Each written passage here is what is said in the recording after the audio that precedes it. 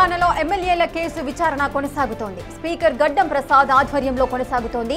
మొదటి రోజు ఎమ్మెల్యే తెల్లం వెంకట్రావు విచారణ ముగిసింది. వివేకానంద గౌడ్ను తెల్లం వెంకట్రావు తరఫు న్యాయవాదులు క్రాస్ ఎగ్జామినేషన్ చేశారు. అదేవిధంగా ప్రస్తుతం జగిత్యాల ఎమ్మెల్యే సంజయ్ కుమార్ కేసు విచారణ కొనసాగుతోంది. ఇందులో భాగంగా ఎమ్మెల్యే జగదీష్ రెడ్డిని సంజయ్ తరఫు న్యాయవాదులు క్వశ్చన్ చేస్తున్నారు.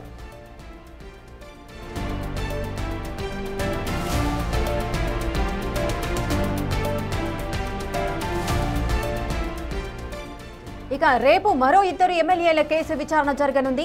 రేపు ఉదయం 11 గంటలకు బాన్స్వాడ ఎమ్మెల్యే పోచారం శ్రీనివాసరెడ్డి వర్సెస్ మాజీ మంత్రి జగదీష్ రెడ్డి కేసు విచారణ జరగనుంది. పోచారంపై జగదీష్ రెడ్డి పిటిషన్ దాఖలు చేశారు.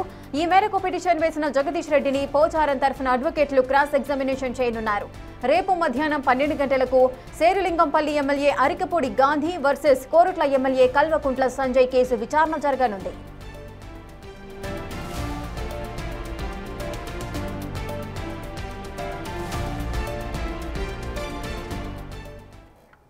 ఇక తెలంగాణలో ఎమ్మెల్యేల కేసు విచారణ కొనసాగుతోంది. స్పీకర్ గడ్డం ప్రసాద్ ఆధ్వర్యంలో కొనసాగుతోంది. పూర్తి డీటెయిల్స్ మా ప్రతినిధి వాసు అందిస్తారు.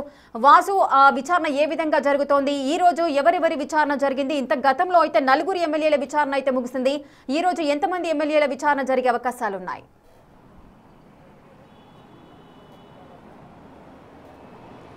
ఈరోజు ఇద్దరు ఎమ్మెల్యేలకు సంబంధించినటువంటి విచారణ కొద్దిసేపటి క్రితం ముగిసింది. స్పీకర్ గడ్డం ప్రసాద్ ఆధ్వర్యంలో కూడా న్యాయవాదులు ఎవరైతే ఈ కేసులో ఆరోపణలు ఎదుర్కొంటున్నారో పార్టీ ఫిరాయింపులకు సంబంధించి తెల్లం వెంకట్రావుతో పాటు డాక్టర్ సంజయ్ సంబంధించినటువంటి న్యాయవాదులు కూడా ఎవరైతే దీంట్లో ఫిర్యాదు చేశారో వివేకానంద గౌడ్తో పాటు మరి జగదీష్ రెడ్డి బీఆర్ఎస్ ఎమ్మెల్యేలను కూడా క్రాస్ ఎగ్జామినేషన్ చేశారు. ఈ యొక్క విచారణకు ఇరుపక్షాల న్యాయవాదులకు సంబంధించిన పాటు మరోపక్క ఎమ్మెల్యే 4 కూడా హాజరయ్యారు. అయితే ప్రధానంగా ఉదయం 11 గంటలకు ప్రారంభమైన విచారణ దాదాపు ఇప్పటిదాకా కూడా కొనసాగింది. అంటే పూర్తిగా కూడా వాళ్ళ దగ్గర ఉన్నటువంటి ఆధారాలకు సంబంధించి ఏ ఆధారాలతో ఫిర్యాదు చేశారు, మేము పార్టీ ఫిరాయించలేదు అన్న అంశాన్ని వీళ్ళు చెప్తే మీ దగ్గర ఉన్నటువంటి ఆధారాలు ఏంటి, ఏ విధంగా మీరు పిటిషన్ వేశారన్న అంశంపైన కూడా స్పీకర్ సమక్షంలో కూడా విచారణ సాగింది. అయితే ప్రధానంగా ఎమ్మెల్యే జగదీష్ రెడ్డిని క్రాస్ ఎగ్జామినేషన్ సంజయ్ తరపు న్యాయవాదులు చేస్తే ఇక వివేకానంద గౌడ్కు సంబంధించి కూడా డాక్టర్ సంజయ్ తరపు న్యాయవాదులు క్రాస్ ఎగ్జామినేషన్ చేశారు. ఇక రేపు ప్రధానంగా కూడా రేపు జరిగేటువంటి విచారణ సంబంధించి పోచారం శ్రీనివాసరెడ్డితో పాటు అరకపూడి గాంధీలకు సంబంధించినటువంటి పార్టీ ఫిరాయింపు అంశాలపైన కూడా రేపు విచారణ జరుగుతుంది. దీంట్లో చూసినట్టయితే ఆ జగదీష్ రెడ్డి సంజయ్ తరపు న్యాయవాదులు క్రాస్ ఎగ్జామినేషన్ చేసే అవకాశం కనిపిస్తూ ఉంది. ఇక మరోపక్క ఈ రెండింటికి విచారణ నేపథ్యంలో కూడా రేపు పోచారం శ్రీనివాసరెడ్డి తరపు న్యాయవాదులు కూడా జగదీష్ రెడ్డి క్రాస్ ఎగ్జామినేషన్ చేస్తారు. తర్వాత 12, 13 తారీఖులకు సంబంధించినటువంటి వ్యవహారంలో కూడా ఎవరైతే ఈరోజు రేపు విచారణ ఎదుర్కొన్నటువంటి 4 కూడా మళ్ళీ తిరిగి ఎవరైతే ఈరోజు పిటిషన్ దాఖలు చేశారో వాళ్లకు సంబంధించి న్యాయవాదులు ఈ 4 ఎమ్మెల్యేలను క్రాస్ ఎగ్జామినేషన్ చేశారు. అయితే పూర్తిగా కూడా ఈ 12, 13 తారీఖు వరకు కూడా మొత్తం 8 మంది ఫిరాయింపు ఆరోపణలు ఎదుర్కొన్న ఎమ్మెల్యేల విచారణ ముగుస్తుంది.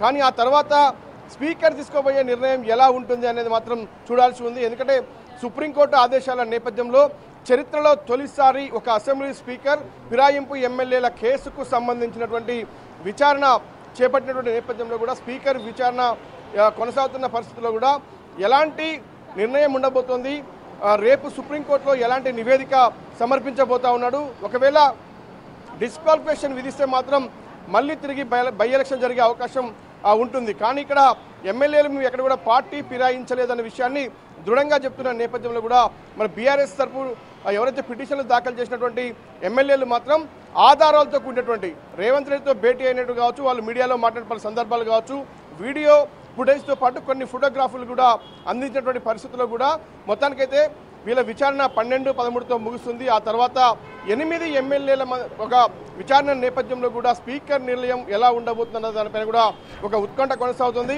ఇక మరో 2 ఎమ్మెల్యేలు ఎవరైతే దానం నాగేంద్రతో పాటు కడియం శ్రీహరికి సంబంధించినటువంటి మరో 2 ఎమ్మెల్యేలు ఇప్పటి వరకు కూడా ఎలాంటి అఫిడవిట్ దాఖలు చేయనటువంటి నేపథ్యం ఉంది. కాబట్టి వాళ్ళుగా రాజీనామా చేసి బై ఎలక్షన్కి వెళ్తారా, లేదంటే వాళ్ళు స్పీకర్ ముందుకు విచారణకు హాజరై డిస్క్వాలిఫై అవుతారా అన్న అంశానికి సంబంధించి మరొక అంశం కూడా ముడిపడి ఉంది. కాబట్టి ఈ 10 మంది పార్టీ ఫిరాయింపు ఆరోపణలు ఎదుర్కొన్న ఎమ్మెల్యేలకు సంబంధించి కూడా సుప్రీంకోర్టుకు స్పీకర్ ఎలాంటి నివేదిక ఇస్తారనేది మాత్రం చాలా కీలకంగా పోతుంది. ఈ యొక్క నిర్ణయం అనేది స్పీకర్ నిర్ణయం అనేది మాత్రం తెలంగాణ రాష్ట్ర రాజకీయాల్లో కూడా ఒక సరికొత్త మలుపు తిరిగే అవకాశం కనిపిస్తూ ఉంది. ఖచ్చితంగా 2 లేదా 3 కాన్స్టిట్యున్సీలకు బై ఎలక్షన్ వచ్చే అవకాశం ఉందని ఇప్పటికే పెద్ద ఎత్తున కూడా చర్చ సాగుతోంది.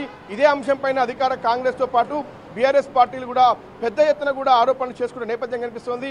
సేమ్ టైం స్పీకర్ విచారణకు సంబంధించి అయితే ఒక ఉత్కంఠ కొనసాగుతుంది. రేపు కూడా తిరిగి మళ్ళీ ఈ ఎమ్మెల్యేలకు సంబంధించి మరో ఇద్దరు పోచారం శ్రీనివాసరెడ్డితో పాటు మరొక ఎమ్మెల్యేకు సంబంధించినటువంటి విచారణ రేపు ఉదయం 11 గంటలకు ప్రారంభమైతే కాబోతోంది. వాసు, ఈ ఎమ్మెల్యేల ఫిరాయింపుకు సంబంధించి కూడా విచారణ అనేది ఎప్పుడు పూర్తయ్యే అవకాశాలు ఉంటాయి? సో విచారణ అనంతరము ఈ రిపోర్ట్ను సుప్రీంకోర్టుకు ఎప్పుడు సబ్మిట్ చేస్తారు?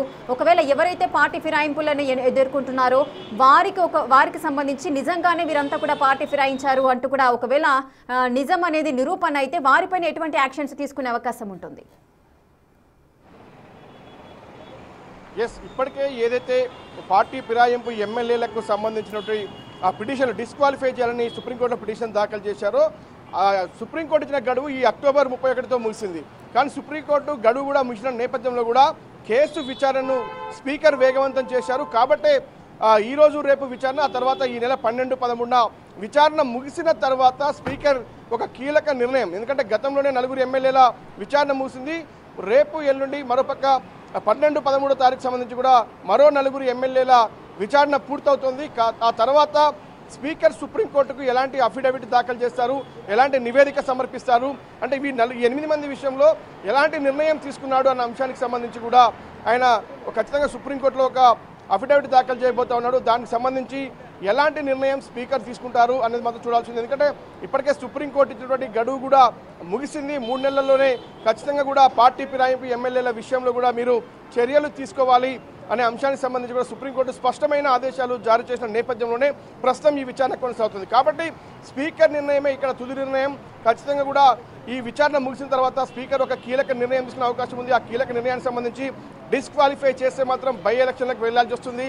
లేదా ఎవరైతే ఇప్పుడు పార్టీ మారినటువంటి ఎమ్మెల్యేల ఆరోపణల నేపథ్యంలో వాళ్ళు మేము పార్టీ మారలేదని స్పీకర్ విశ్వసిస్తే మాత్రం ఎట్టి పరిస్థితుల్లో కూడా డిస్క్వాలిఫై చేసే అవకాశం లేదని చెప్పాలి. కానీ ఇరుపక్షాల వాదనలు కూడా చాలా దృఢంగా వినిపిస్తూ ఉన్న నేపథ్యం కనిపిస్తోంది.